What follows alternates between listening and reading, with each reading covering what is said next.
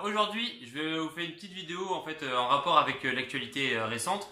J'ai envie de vous parler en fait des travailleurs qui sont venus travailler en jupe, donc les travailleurs de la société de transport nantaise, le TAN, je crois que ça s'appelle. Donc ils sont venus travailler en jupe parce qu'ils avaient trop chaud et qu'ils n'avaient pas le droit de venir travailler en Bermuda. Et ils voulaient obtenir ce droit. On pourrait croire que c'est une lutte assez anodine et assez inutile en soi. Sauf que l'importance de ce genre de lutte, les luttes minuscules voire anodines, c'est que c'est selon moi quelque chose en fait qui peut entraîner une dynamique d'habitude de la part des travailleurs de reprise de l'habitude d'obtenir des choses grâce aux luttes sociales et aux luttes syndicales, et du côté du patronat de s'habituer aussi à céder face aux luttes sociales et aux syndicats. Donc je pense que c'est une dynamique très importante qui peut être mise en place par les luttes les plus anodines qui soient. Donc quelque chose à encourager, à perpétuer plus régulièrement, qui peut vraiment, je pense, amener à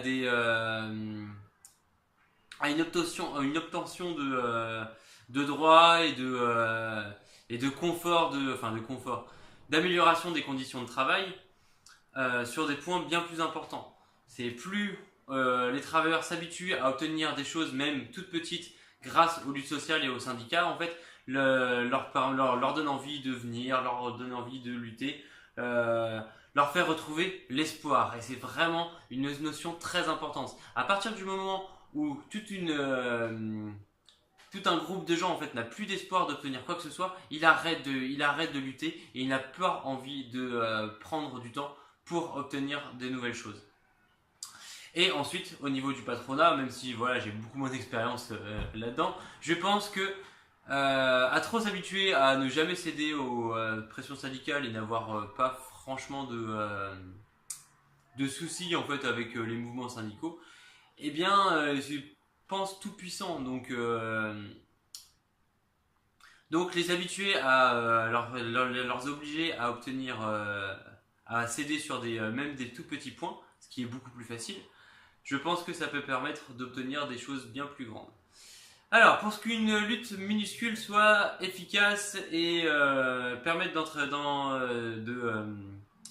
d'engranger cette dynamique, je pense qu'il faut que ce soit quelque chose qui soit, une lutte qui soit imaginative. Là, par exemple, les jupes, donc ils ont obtenu gain de cause, je veux juste le rappeler, et ils sont repris par des travailleurs d'une société de transport anglaise, il me semble.